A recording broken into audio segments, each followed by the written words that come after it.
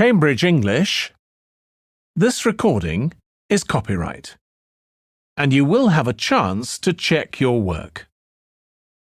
All the recordings will be played once only. Now turn to Section 1. Section 1. You will hear a man inquiring in a tourist centre about activities suitable for families. First, you have some time to look at questions 1 to 4. You will see that there is an example that has been done for you. On this occasion only, the conversation relating to this will be played first. Hi, can I help you? I'd like to find out if you have any excursions suitable for families. Sure. How about taking your family for a cruise? We have a steamship that takes passengers out several times a day. It's over 100 years old. The cruise takes place on a steamship. So steamship has been written in the space. Now we shall begin. You should answer the questions as you listen because you will not hear the recording a second time. Listen carefully and answer questions 1 to 4. Hi, can I help you? I'd like to find out if you have any excursions suitable for families. Sure. How about taking your family for a cruise? We have a steamship that takes passengers out several times a day. It's over 100 years old. That sounds interesting. How long is the trip? About an hour and a half. And don't forget to take pictures of the mountains. They're all around you when you're on the boat and they look fantastic. Okay. And I assume there's a cafe or something on board? Sure. How old are your children? My daughter's 15 and my son's 7. Right. Well, there are various things you can do once you've crossed the lake to make a day of it. One thing that's very popular is a visit to the country farm. You're met off the boat by the farmer and he'll take you to the holding pens where the sheep are kept. Children love feeding them. My son would love that. He really likes animals. Well, there's also a 40-minute trek round the farm on a horse if he wants. Do you think he'd manage it? He hasn't done that before. Sure. It's suitable for complete beginners. Good. And again, visitors are welcome to explore the farm on their own, as long as they take care to close gates and so on. There are some very beautiful gardens along the side of the lake which also belong to the farm. They'll be just at their best now. You could easily spend an hour or two there. Okay, well, that all sounds good. And can we get lunch there? You can, and it's very good, though it's not included in the basic cost. You pay when you get there. Right. Before you hear the rest of the conversation, you have some time to look at questions 5 to 10.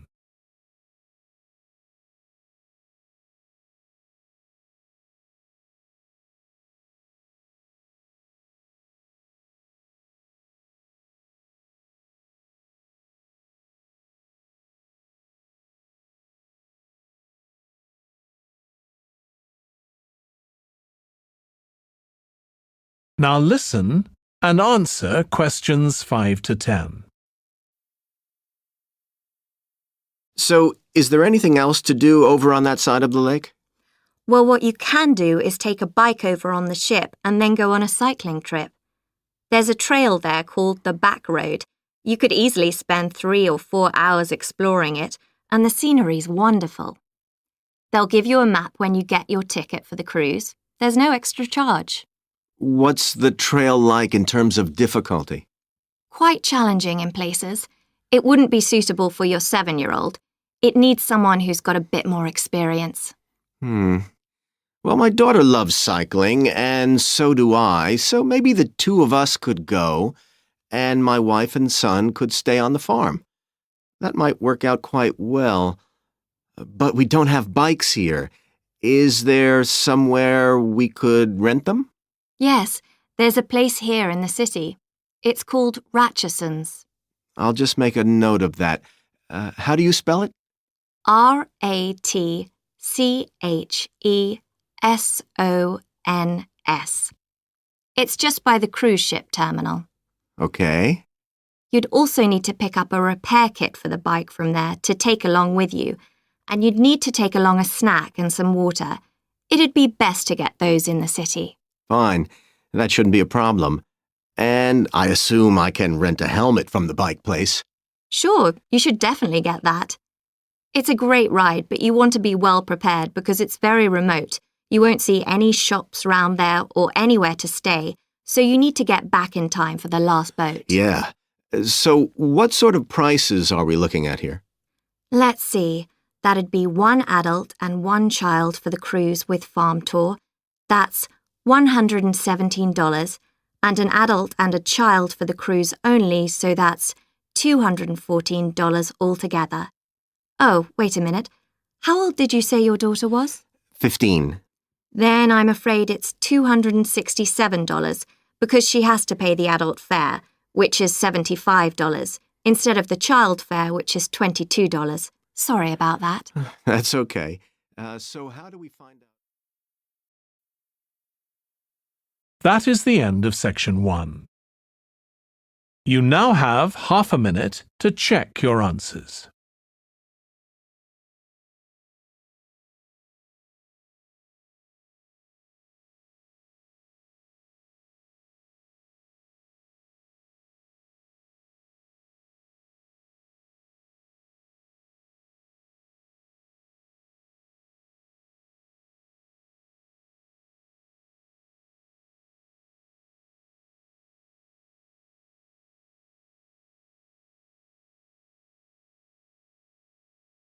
Now turn to section 2.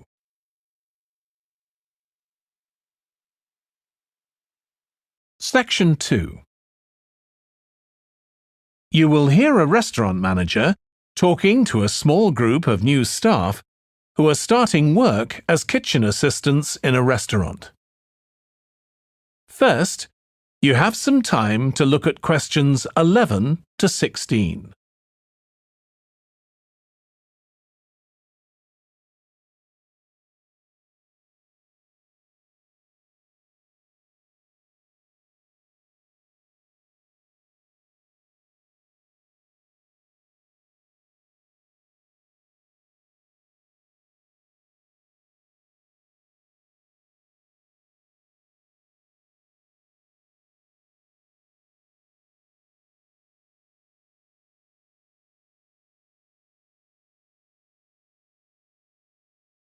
Now listen carefully and answer questions 11 to 16. Good morning, everyone. My name's Joy Parkins, and I'm the restaurant manager. And I understand that none of you have had any previous experience as kitchen assistants. Well, you might be feeling a bit nervous now, but most of our kitchen assistants say they enjoy the work. OK, they might get shouted at sometimes, but it's nothing personal, and they're pleased that they have so many different things to do, which means they never get bored.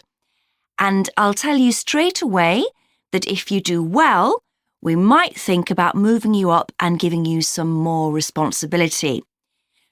Right, well, you've all shown up on time, which is an excellent start. Now, I'm glad to see none of you have unsuitable footwear, so that's good. You need to be careful as the floors can get very wet and slippery. Those of you with long hair have got it well out of the way, but some of you'll need to remove your rings and bracelets. Just put them somewhere safer today, and remember to leave them at home tomorrow, as they can be a safety hazard. Now, it's going to be a busy day for you all today. We don't have any tables free for this evening, and only a few for lunch. Fortunately, we've got our head chef back. He was away on holiday all last week, which meant the other chefs had extra work. Now, I'll tell you a bit more about the job in a minute, but first, some general regulations. For all of you, whatever your age, there's some equipment you mustn't use until you've been properly trained, like the waste disposal system, for example, for health and safety reasons. Then I think there are 2 of you here who are under 18. That's Emma and Jake, isn't it? Right, so for you 2, the meat slicer is out of bounds. And of course, none of you are allowed to use the electric mixer until you've been shown how it works. Now, you may have heard that this can be a stressful job, and I have to say that can be true.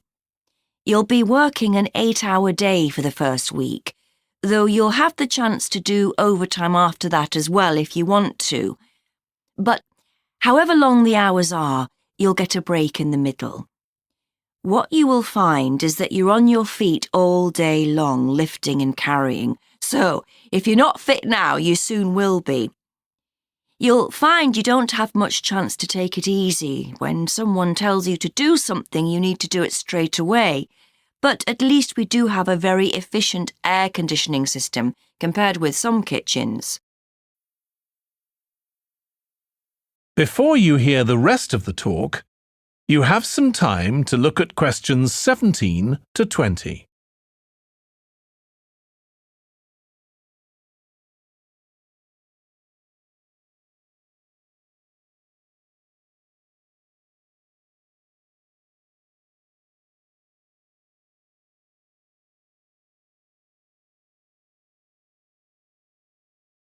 Now listen and answer questions 17 to 20. Now, let me tell you about some of the people you need to know. So, as I said, I'm Joy Parkins, and I decide who does what during the day and how long they work for. I'll be trying to get you to work with as many different people in the kitchen as possible, so that you learn while you're on the job. One person whose name you must remember is David Field. If you injure yourself at all, even if it's really minor, you must report to him and he'll make sure the incident is recorded and you get the appropriate treatment. He's trained to give basic treatment to staff himself, or he'll send you off somewhere else if necessary. Then there's Dexter Wills. He's the person you need to see if you smash a plate or something like that. Don't just leave it and hope no one will notice. It's really important to get things noted and replaced, or there could be problems later. And finally, there's Mike Smith. He's the member of staff who takes care of all the stores of perishables. So if you notice we're getting low in flour or sugar or something, make sure you let him know so he can put in an order. OK, now the next thing we need to cover. That is the end of section 2. You now have half a minute to check your answers.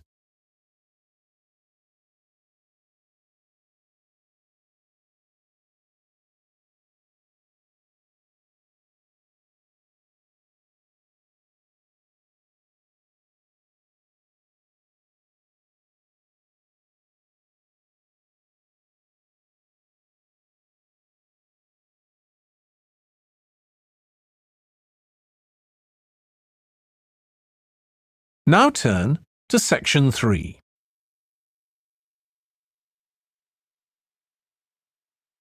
Section 3. You will hear 2 students called Trudy and Stuart, who are both studying to be librarians, discussing a paper that they are going to write together. First, you have some time to look at questions 21 to 23.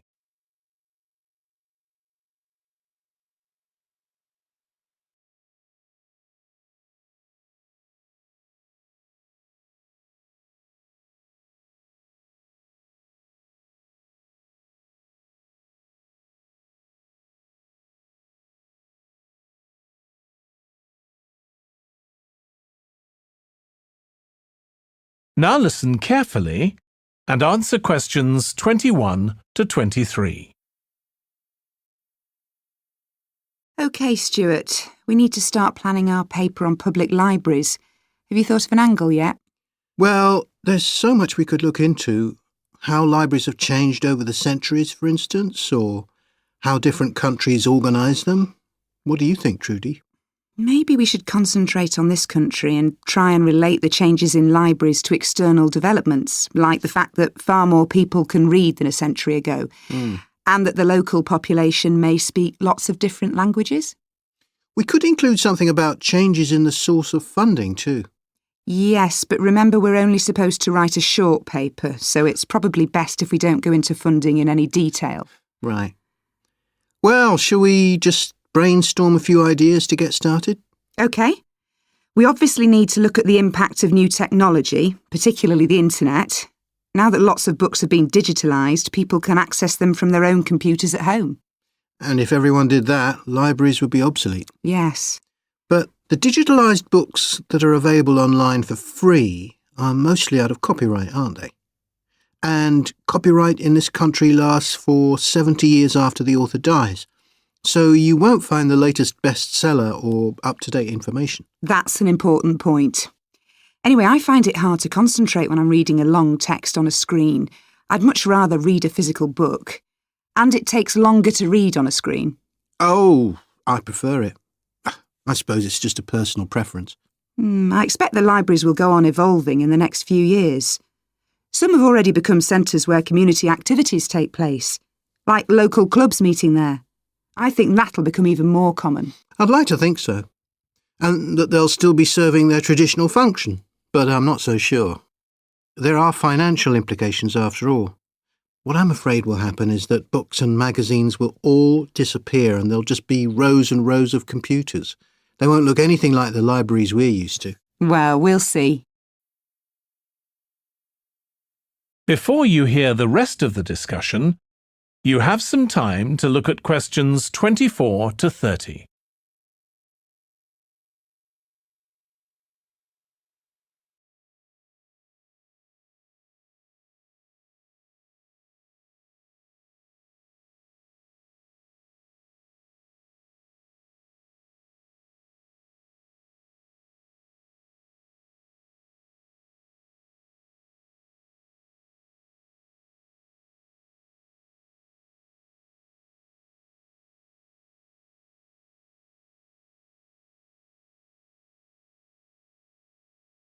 Now listen and answer questions 24 to 30.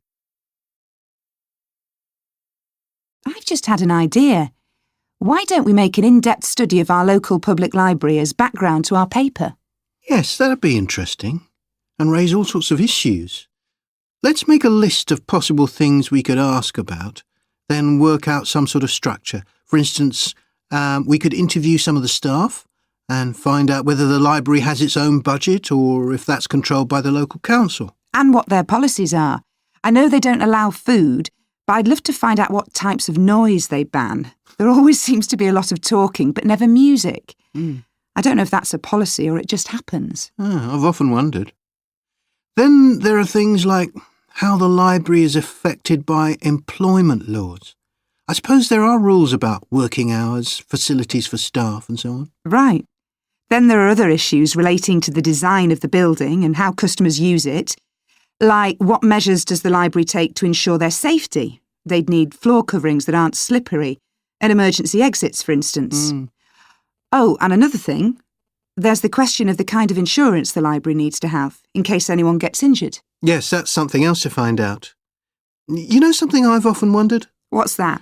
Well, you know they've got an archive of local newspapers going back years. Well, next to it, they've got the diary of a well-known politician from the late 19th century. I wonder why it's there. Do you know what his connection was with this area? No idea. Let's add it to our list of things to find out. Oh, I've just thought. You know, people might ask in the library about local organisations like sports clubs. Well, I wonder if they keep a database or whether they just look online. Right. I quite fancy finding out what the differences are between a library that's open to the public and one that's part of a museum, for example. They must be very different. Then something else I'd like to know is... That is the end of section 3. You now have half a minute to check your answers.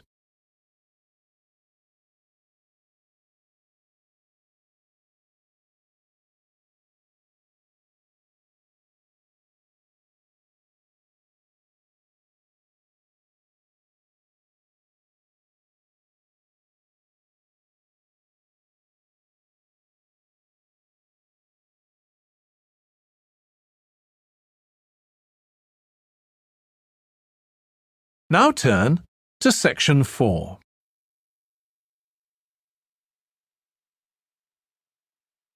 Section 4.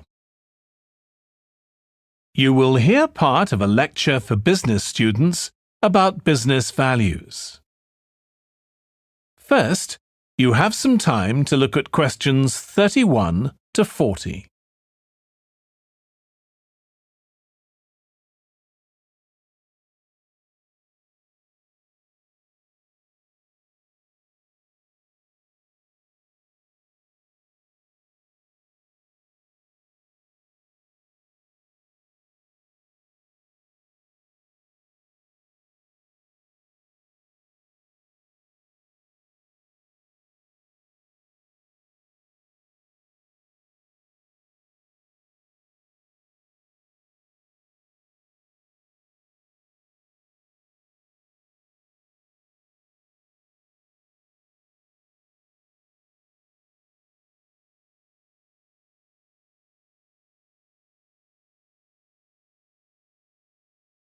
Now listen carefully and answer questions 31 to 40.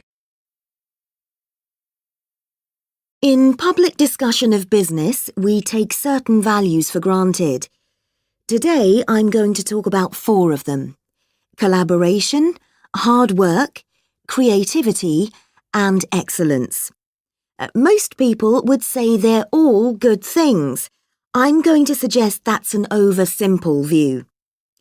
The trouble with these values is that they're theoretical concepts, removed from the reality of day-to-day business. Pursue values by all means, but be prepared for what may happen as a result. They can actually cause damage, which is not at all the intention. Business leaders generally try to do the right thing, but all too often the right thing backfires if those leaders adopt values without understanding and managing the side effects that arise. The values can easily get in the way of what's actually intended. Okay, so the first value I'm going to discuss is collaboration. Let me give you an example. On a management training course I once attended, we were put into groups and had to construct a bridge across a stream, using building blocks that we were given. The rule was that everyone in the team had to move at least one building block during the construction.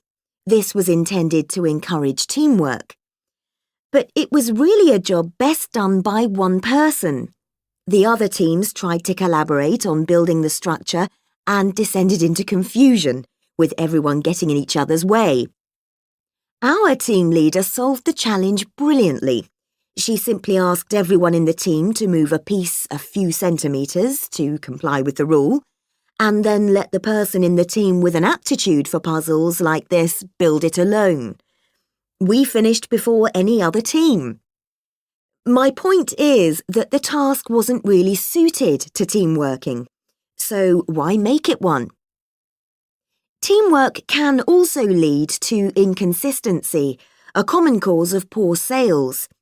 In the case of a smartphone that a certain company launched, one director wanted to target the business market, and another demanded it was aimed at consumers. The company wanted both directors to be involved, so gave the product a consumer-friendly name, but marketed it to companies. The result was that it met the needs of neither group. It would have been better to let one director or the other have his way, not both.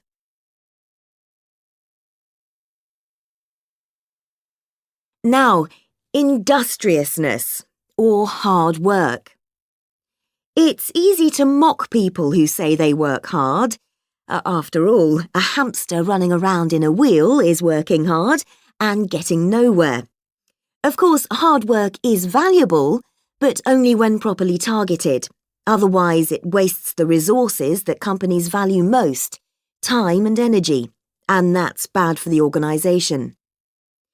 There's a management model that groups people according to 4 criteria: clever, hard-working, stupid, and lazy. Here, lazy means having a rational determination not to carry out unnecessary tasks. It doesn't mean trying to avoid work altogether. Most people display two of these characteristics, and the most valuable people are those who are both clever and lazy. They possess intellectual clarity and they don't rush into making decisions. They come up with solutions to save the time and energy spent by the stupid and hard-working group. Instead of throwing more man-hours at a problem, the clever and lazy group looks for a more effective solution. Next, we come to creativity. This often works well. Creating an attention-grabbing TV commercial, for example, might lead to increased sales. But it isn't always a good thing. Some advertising campaigns are remembered for their creativity without having any effect on sales. This happened a few years ago with the launch of a chocolate bar. Subsequent research showed that plenty of consumers remembered the adverts, but had no idea what was being advertised. The trouble is that the creator derives pleasure from coming up with the idea and wrongly assumes the audience for the campaign will share that feeling. A company that brings out thousands of new products may seem more creative than a company that only has a few, but it may be too creative and make smaller profits. Creativity needs to be targeted to solve a problem that the company has identified. Just coming up with more and more novel products isn't necessarily a good thing. And finally, excellence. We all know companies that claim they strive for excellence, but it takes a long time to achieve excellence. In business, being first with a product is more profitable than having the best product. A major study of company performance compared pioneers, that is, companies bringing out the first version of a particular product, with followers, the companies that copied and improved on that product. The study found that the pioneers commanded an average market share of 29%, while the followers achieved less than half that, only 13%, even though their product might have been better. Insisting on excellence in everything we do is time-consuming, wastes energy, and leads to losing out on opportunities. Sometimes second-rate work is more worthwhile than excellence. Make sure it's excellent sounds like a good approach to business, but the just get started approach is likely to be more successful. That is the end of section 4. You now have half a minute to check your answers.